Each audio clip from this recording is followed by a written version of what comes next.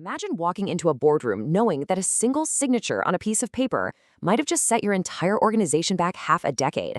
That is the exact agonizing reality currently staring down the front office of the Washington Commanders.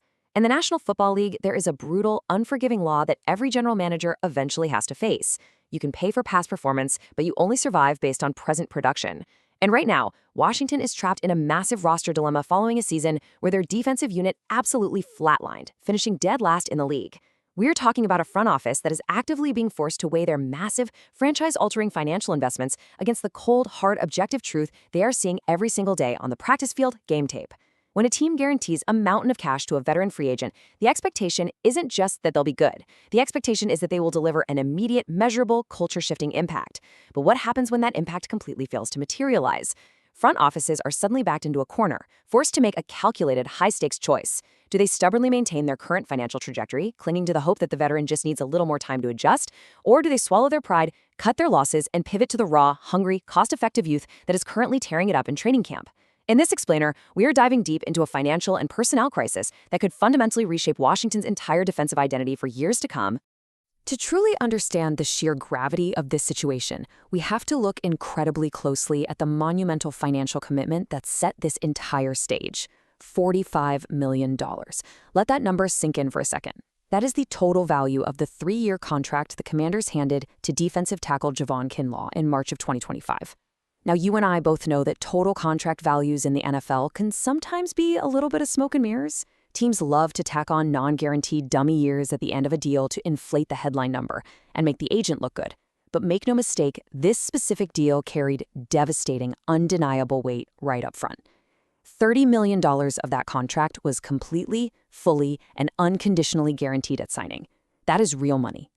The front office made this massive level of investment with the absolute belief that Kinlaw would serve as the structural, immovable cornerstone for a defensive front that was desperately trying to rebuild its identity. In the modern NFL, interior pressure is king. Teams are desperate for it. Washington was specifically targeting a premium, game-wrecking difference maker to anchor the middle of their defensive line, someone who could eat double teams and collapse the pocket from the inside out. They paid elite money for what they thought was an elite solution. But here is where the entire master plan came crashing down. The production on the field didn't just fail to align with the financial expectations, it completely ceased to exist. Zero. Across 17 grueling starts last season, playing the most aggressive, combative position on the defensive interior, Javon Kinlaw recorded exactly 0 sacks. I really need you to process how incredibly difficult it is to play that many snaps, to be on the field for 17 complete NFL games, and not accidentally stumble into the quarterback even once. When a franchise allocates $30 million in guaranteed cash to a defensive lineman, the standard is completely different. You aren't just paying for a guy to occupy space. The baseline expectation is that this player will consistently disrupt the opponent's offensive game plan, force holding penalties, and physically dictate the pace of the game. Instead, what Washington got was a ghost. Despite carrying the immense, crushing expectations tied to a premium veteran contract, he did not record a single sack for a defense that was getting absolutely torched week in and week out. It's no coincidence that, with 0 interior production from their highest-paid addition, this defensive unit struggled throughout the entire year, ultimately finishing at the absolute, undeniable bottom of the league in almost every major statistical category. Okay, let's dive into this, because the contrast in his production between his last 2 seasons is just staggering when you actually look at the raw data. In 2024, playing for the New York Jets, Kinlaw looked like a completely different human being. He looked like a legitimate, terrifying force in the middle of that defensive front. Operating within that specific Jet system, he logged a career-high 4.5 sacks, he was explosive, he was violent at the point of attack, and he was highly disruptive.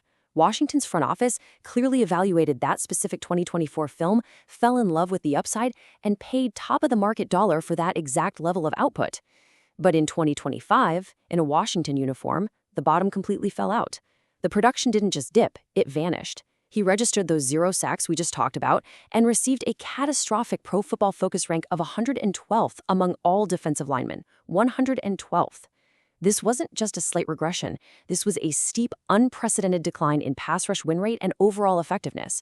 And because of that massive drop-off, it left a gaping, noticeable void in a defensive unit that was already desperate for anyone to generate some semblance of interior pressure. Washington paid for the New York Jets version of Javon Kinlaw, but they ended up with a player who completely blended into the background of a last-place defense. Section 2. The salary cap trap. So what does this all mean for the future? Well, the structure of this contract is where the actual, terrifying pressure points lie for Washington's general manager and the ownership group. This isn't just about bad tape, it's about a ticking financial time bomb. In his first year, in 2025, Kinlaw counted for just $5.3 million against the team's salary cap. Now, in the grand scheme of the NFL, $5.3 million is a highly manageable number. You can hide that, you can work around that, but the bill is about to come due. In 2026, that cap hit absolutely explodes, jumping to an imposing franchise-altering $16.2 million. That is no longer just a contract, that is a trap. A figure of that magnitude significantly cripples Washington's overall roster flexibility. When you are allocating over $16 million to a heavily underperforming interior lineman who ranks 112th at his position, it severely restricts your ability to do literally anything else. It limits your capacity to pursue real impact free agents. It makes it incredibly difficult to negotiate the necessary long-term extensions for your young, foundational core players. You're essentially paying superstar money for backup-level production, and in a salary-capped league, that is the exact formula for how a rebuild completely falls apart. However, there is a potential escape hatch built into this timeline, but the window to use it is closing incredibly fast. $12.9 million. The Commanders could instantly, magically create nearly $13 million in actionable, usable salary cap space if they pull the ripcord and trade Javon Kinlaw before Week 1. This isn't just a minor administrative detail. This is a massive influx of financial flexibility sitting right there for the taking. Hitting that escape hatch, right at the deadline, would fundamentally alter the entire calculus of their team-building strategy. It would take a looming disaster and turn it into a massive asset for both the current season and the immediate future. Think about what that $12.9 million actually represents. It opens up several highly strategic, immensely valuable options for a front office that desperately needs them. With nearly $13 million in savings, the team instantly gains the capacity to quickly respond to an unexpected injury during the brutal, physically demanding grind of the regular season. If a starting tackle goes down in Week 4, you have the cash to go sign a premium veteran off the street. Furthermore, they could choose to leverage that money to add a proven starter via trade before the midseason deadline if they suddenly find themselves in the middle of a surprising playoff push. Or, and this might be the smartest play of all, they can simply roll that allocated money entirely over into next year. By rolling it over, they provide themselves with a distinct, overwhelming mathematical advantage in the upcoming free agency period. Each and every one of these financial alternatives offers vastly superior strategic value compared to the alternative, blindly crossing your fingers and hoping that a historically underperforming player's production miraculously catches up to his massive paycheck. Now, you might be wondering, if he was that bad last year, what is the actual trade market for a contract like that? Who is going to take that on? Well, let's be totally realistic. Washington is absolutely not getting a premium early round draft pick in return. You can't put the 2025 film he produced out there and expect a day 1 or day 2 pick.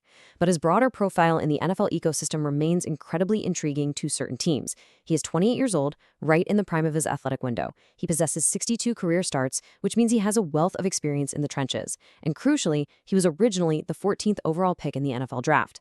Never, ever underestimate the ego of an NFL coaching staff. In this league, there is always one team, one defensive coordinator who is more than willing to take a chance on a former first-rounder's elite size and draft pedigree. They will look at the tape and convince themselves that they hold the missing instruction manual, believing a simple change of scenery or slight shift in defensive scheme will magically unlock his original dominant potential. Even if Washington only yields a conditional late-round pick in return, the draft compensation doesn't matter. Getting a 7th-round pick to successfully offload that catastrophic 2026 cap hit would be a monumental administrative victory for this front office. Section 3, the defensive line reshuffle. If you want to know what a front office really thinks, don't listen to their press conferences, look at their transactions. And the crucial point in this entire saga centers around 3 specific names: Charles Omenihu, Tim Settle, and DJ Davidson. The deliberate, calculated arrival of these 3 defensive linemen indicates that the team is quietly but aggressively reshaping the interior of their defense. The front office didn't just tweak the edges of the roster in the offseason. They brought in significant, heavy-hitting reinforcements to completely stabilize the middle. This proves that the team already internally acknowledges that their defensive front was a massive, undeniable liability last season. More importantly, these specific additions give Washington the necessary personnel depth to execute a potential Kinlaw trade without leaving a gaping, exploitable hole in their defensive rotation. They haven't just been sitting on their hands. They have methodically and carefully built the exact depth chart required to comfortably withstand a major roster move at the defensive tackle position. They've bought themselves the ultimate insurance policy. Section 4, Training Camp Standouts Emerge. So let's shift our lens to what is actually happening right now on the grass. Picture this. It's a sweltering, high-intensity day 10 of training camp. The offense and defense are locked in a brutal, live-contact, fourth-and-goal competition from the 9-yard line. This is where jobs are won and lost. The offense was desperately looking to punch the ball in, and quarterback Jaden Daniels managed to get the pass out, completing it to Chikakonkwo. However, if this were a live regular season game, that play literally never would have materialized. Because right at the snap, defensive edge Joshua Josephs completely destroyed the play. He beat tackle Brandon Coleman off the line of scrimmage with a vicious, lightning-fast rip move that was an absolute thing of beauty. It was the exact kind of explosive, violent, jarring disruption that results in a guaranteed, drive-ending, stadium-shaking sack on Sunday. While the highly paid veterans were struggling to make a dent, Josephs was consistently demonstrating an elite ability to effortlessly penetrate the backfield and completely collapse the pocket. The stark contrast between the expensive veteran mistake and the raw, hungry youth is becoming impossible to ignore. And this brilliantly illustrates the exact problem the front office is facing. Because his earlier flash of dominance wasn't just some isolated lucky event. Later in that very same grueling practice session, Joseph struck again. He completely disrupted the offensive flow, tore through the blocking scheme, and logged a second Woodley sack, this time getting home and blowing up a play orchestrated by veteran quarterback Marcus Mariota. Joshua Josephs is putting his relentless, non-stop motor and his elite, twitchy quickness on full display for every single member of the coaching staff. By continually blowing up plays behind the line of scrimmage, he isn't just asking for playing time, he is physically forcing himself into the starting edge rotation conversation. He is creating a highly complex, wonderful problem for coaches who are trying to finalize the defensive hierarchy. How do you justify playing an underperforming $16 million anchor when this young kid is out here wrecking your offense every single afternoon? But this phenomenon, this intense internal competition, isn't just limited to the defensive side of the ball. The youth movement is making a tangible, undeniable impact across the entire roster. Enter Antonio Williams.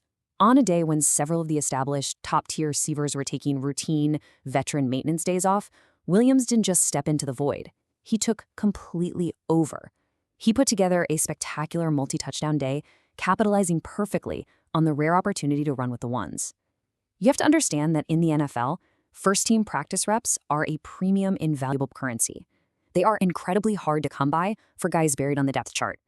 And when a young, hungry player maximizes those specific reps and does it against starting first-team defensive backs, the coaching staff is absolutely forced to take serious notice. It changes the entire dynamic of the receiver room. Williams didn't just have a good practice, he built an undeniable, rock-solid case for the active 53-man roster with an outright scoring clinic. First, he hauled in a highly contested, incredibly difficult touchdown pass from Marcus Mariota during 7-on-7 work, showcasing precise, aggressive route running and advanced situational timing. Then, later in the day, when the situational pressure was dialed up to the absolute maximum during the chaotic, fast-paced 2-minute drill, he connected with Athan Kaliakamis for another crucial drive-capping score. Listen, when a positional room is crowded, the guys sitting below the top 2 or 3 spots on the depth chart have to be absolutely perfect. They must dominate these exact high-leverage moments when the coaches are holding their clipboards and grading every step. Williams delivered perfectly on all fronts, demonstrating that consistent, undeniable in-camp performance could, and absolutely should, challenge established veteran pedigree for weekly playing time. Section 5, the ultimate roster decision. So we bring these two massive collision course storylines together, and it presents the ultimate ultimatum for the Commanders' front office. Will Washington swallow their pride?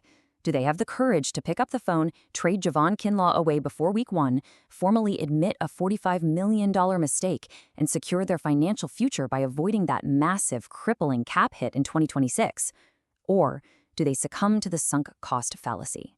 Do they keep their high-priced veteran, blindly trusting his historical track record and draft pedigree, and take the massive risk of benching the younger, highly productive, incredibly hungry talent that is currently emerging right in front of their eyes in training camp? The front office is caught directly, uncomfortably in the crosshairs. They are torn between honoring a significant, highly publicized recent financial investment and adopting to the current, objective, undeniable reality of the practice field. The brutal salary cap math on the spreadsheet and the daily, violent game tape are creating a high-stakes convergence that must be addressed immediately. A decision has to be made, and heads will roll if they get it wrong. The simple truth is this. The rotational pieces are already in the building, and they have shown beyond a shadow of a doubt that they are ready to contribute immediately. What Washington decides to do next won't just affect the Week 1 depth chart. It will dictate the financial flexibility, the strategic direction, and the overall personnel culture of this entire franchise for years to come. So what do you think? Are the Commanders about to shock the league and execute a blockbuster trade before Week 1? Or are they going to hold on to hope?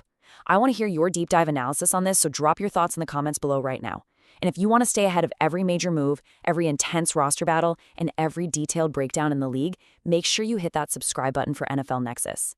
Like this explainer, share it, and support the channel by becoming a member today. The clock is relentlessly ticking in Washington. We'll see you next time.